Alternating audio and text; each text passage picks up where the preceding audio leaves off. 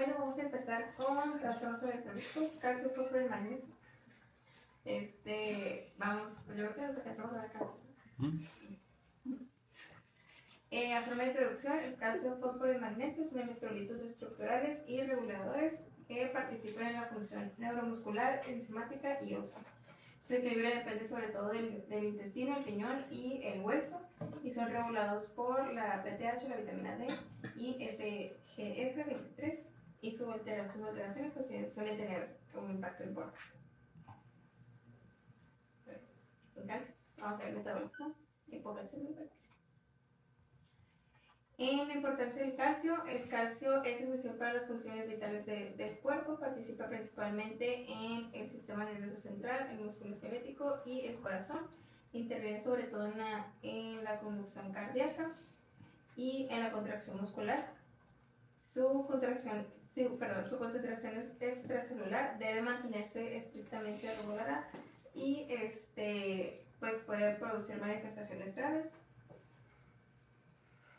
La distribución corporal del calcio, más del 99% del calcio se va a encontrar en el hueso y solo el 5.6 gramos se encuentra en el espacio intra y extracelular.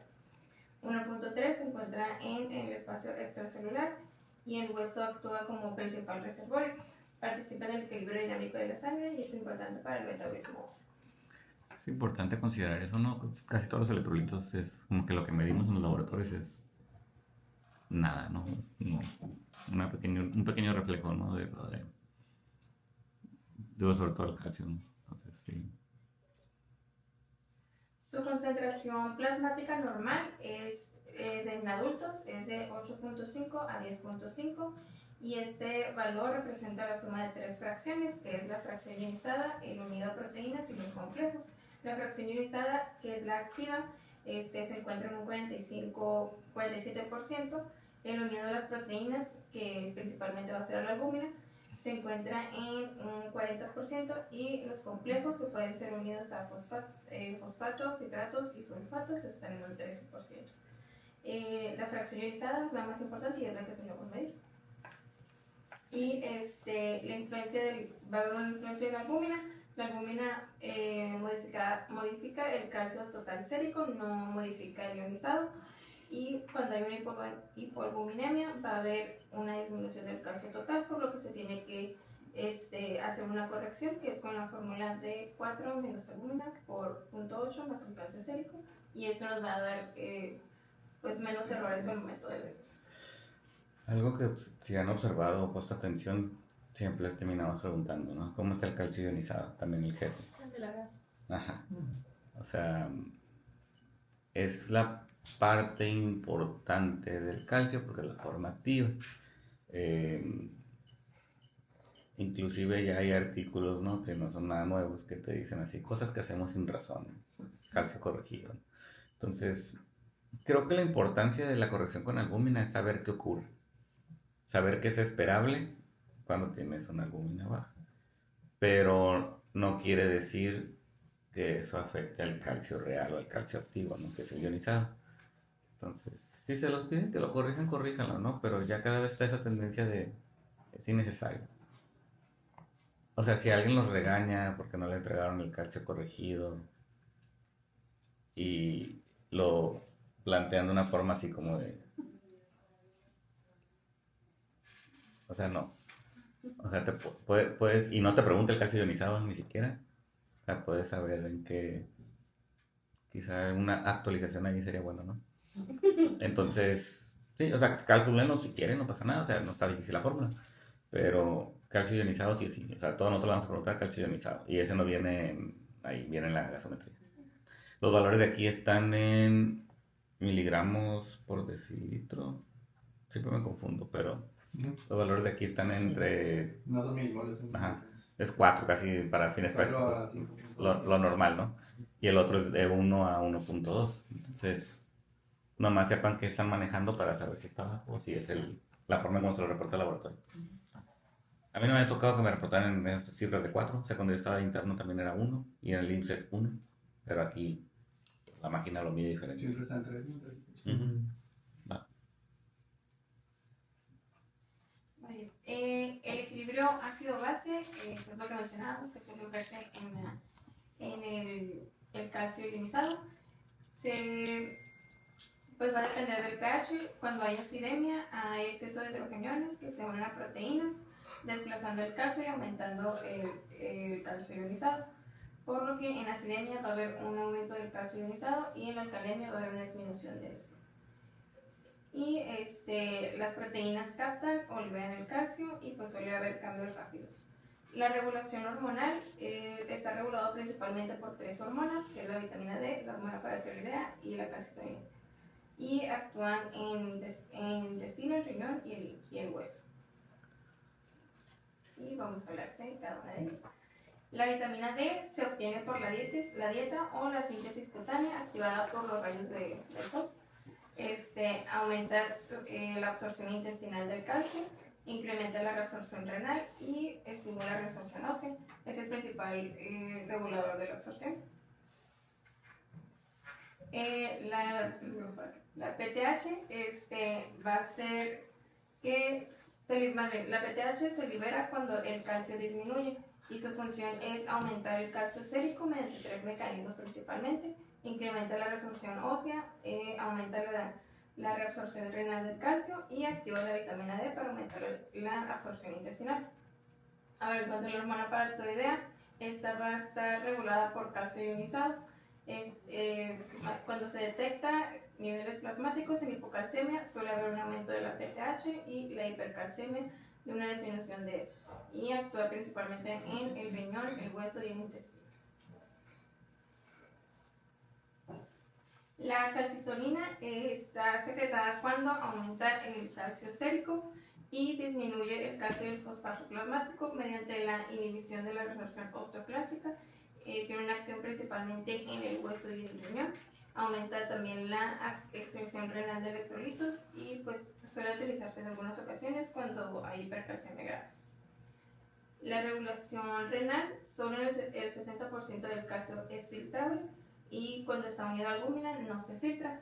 Se reabsorbe del 98 al 99% del calcio en el riñón y se divide un 70% en el túbulo proximal, un 25% en la asa de Henle y un 5 a 8% en el túbulo distal. Hipocalcemia. La hipocalcemia se va a definir cuando hay un calcio sérico menor a 8.8 miligramos por decilitro o un calcio ionizado menor a 4.2 miligramos por decilitro. Y pues como mencionábamos, se debe considerar la albúmina sérica. Pues ya lo había mencionado, ¿no? Que cuando hay una hipoalbuminemia suele disminuir el calcio total y pues el calcio ionizado no se va a ver afectado. La corrección por albúmina, pues es lo que menciona el doctor, que pues ya usualmente ya no se utiliza, pero pues también otra forma de corregirlo, en caso de ser necesario, se agrega el 0.8 por cada gramo de decilitro, por cada gramo de albúmina que disminuye. Y los factores asociados, cuando los pacientes tienen un exceso de citrato, como por transfusiones sanguíneas o después de infusiones de bicarbonato, aumenta la proporción de calcio ionizado que se une a los iones cargados negativamente, con una disminución del calcio ionizado. Okay. Eso es importante, ¿no? Que no se nos olvide, o sea, esas cosas que digo, ¿por qué los vienen en el internado y por qué los pediatras no lo piensan? Más de 3 paquetes casi es una regla en adultos que ya están ahí con su calcio así en la mano, ¿no? Entonces ustedes también, porque tienen pacientes de hemato y tienen pacientes que politransfunden. Entonces, además consideren que esto puede ocurrir por el conservante o el citrato que tienen los paquetes globulares, ¿no? Yo creo que más que no se nos olvide, o sea, que existe ese fenómeno, ¿no? Las causas de hipocalcemia: puede haber hipocalcemia prenatal, y esto se debe a que el calcio llega al feto a través de la placenta, sobre todo a partir de la semana 28 de gestación y en el periodo postnatal inmediato, las primeras 72 horas. Al suprimirse el aporte de calcio, el recién nacido solo dispone del calcio acumulado en los huesos y en sus glándulas paratiroideas, y son poco funcionantes y hace que sea relativamente frecuente la hipocalcemia neonatal. Esto se da en un 35 o un 50%. de los que ya rotaron el materno, ¿qué tan común es que lleven calcio? Muy común. Casi de cajón, ¿verdad? Se Sí. le ponen.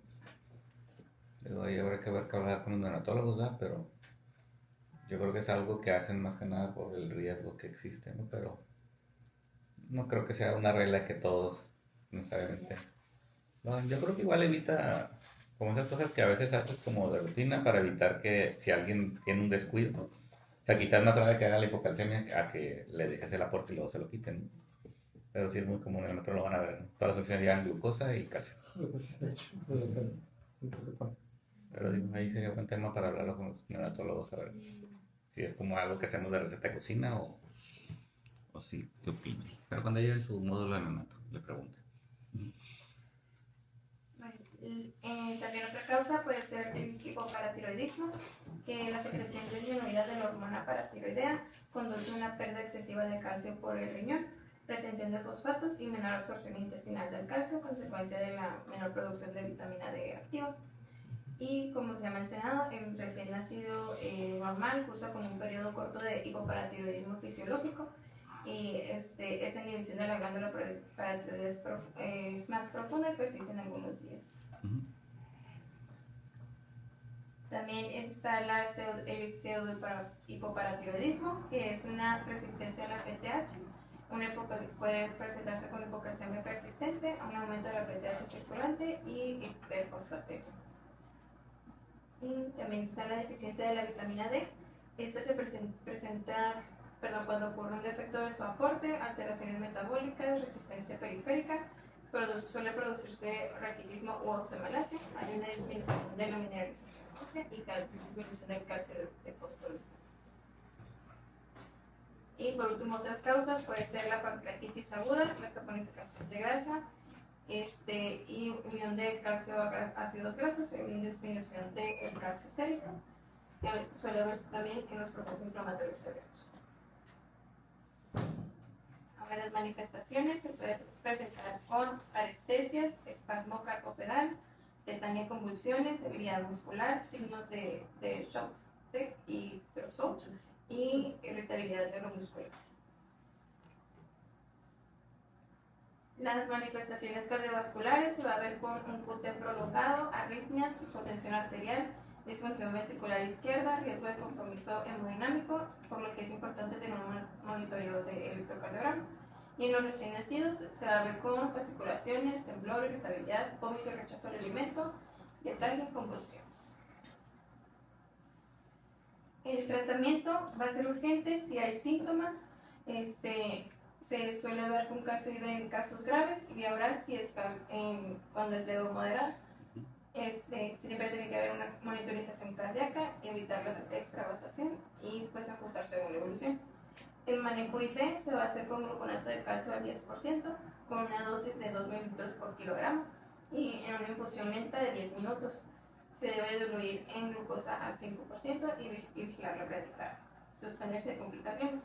Y el manejo posterior se va a continuar con 1 a 2 mililitros por kilogramo cada 6 a 8 horas y se puede cambiar a la vía oral si es posible con carbonato o lactato de calcio con dosis de 5 a 20 miligramos por kilogramo al día y pues también se tiene que hacer un ajuste dependiendo de la respuesta. Okay. ¿A cuánto equivale ese 1 mililitro, Andrea, por kilo?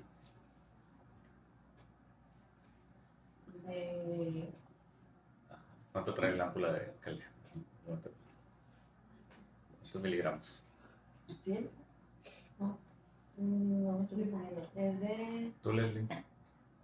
¿Cuánto trae de calcio una ámpula? ¿Alguien sabe? Eran 100 días. Un gramo. Un gramo. Entonces son 1000 miligramos. Entonces, siento que siempre que hablamos de dosis, yo soy de la idea de que hablemos de miligramos, gramos o lo que sea, ¿no? Porque cuando caemos en este tipo de cosas de tantos mililitros por kilo, siempre caemos en la confusión de las presentaciones y cuánto es realmente. Si se fijan, 1 o 2 mililitros por kilo va a ser 100 a 200 miligramos por kilo, que es lo que normalmente indicamos, ¿no? Estamos más familiarizados con eso, ¿no? Entonces, pues sí, ese es el rango, 100 a 200 miligramos por kilo. Obviamente dependiendo de... Siempre les digo que dependiendo de la vía que tengas, o sea, lo ideal es pasar las cosas lo menos concentradas posibles, ¿no? Te evita complicaciones. Ahora, si tienes una vía central y es un paciente crítico, ustedes inclusive lo han visto, ¿no? Lo dejamos inclusive hasta contracciones de 1 a 1, ¿no? Y a veces si el paciente ya llega a un peso muy grande, pues no le vas a pasar 5 ámpulas, ¿no? A lo mejor nos quedamos con el gramo, ¿no? Que es como una concentración más estándar. Entonces, 10 mililitros o el ámpula completa más 10 mililitros de... Normalmente lo dejamos en agua inyectable, puede ser en glucosa, no pasa nada, ¿no? Nomás como para no agregar otro electrolito extra. Yo he pasado muchas veces en agua inyectable, no pasa nada. O sea, a veces por ahí puede haber alguien cuando tienen equipo de farmacia, o sea, los que tienen como farmacovigilancia en hospitales privados y te llegan a poner así como que le recomendamos, doctor, que le pasen glucosa, ¿no? Pero para fines prácticos no pasa nada. Glucosa 5 solamente algo que no tenga sodio o sal. Eh, Igual como diluimos de repente también el bicarbonato, ¿no? Y eso va a depender mucho también de la vía que tengan, ¿no? Todo lo que ustedes pongan que es muy osmolar, por ejemplo el bicarbonato si lo pasan por una vía periférica, ¿no? A la concentración así como viene en el ámpula 1 a 1, está muy pesado por el aire, probablemente se va a quemar, se va a tronar, ¿no? Entonces,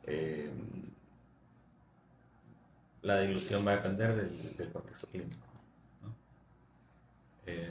Es como igual el sulfato de magnesio, ya ven que de repente no lo dejan así como que 1 a 1, a veces te queda, pues para el paciente con asma, ¿no? Dilúyelo en 50, dilúyelo en 100, y no pasa nada siempre y cuando no tenga sobrecarga. Pero sí, 100 a 200 miligramos por kilo es lo habitual. Y ya si lo dejan viorar, le preguntamos al doctor Calderón. Porque ahí ya es otra cosa diferente, ¿no? Pero en casos de manejo intrahospitalario y B, pues sería esa la indicación. Y pasarlo lento, 10, 20 minutos.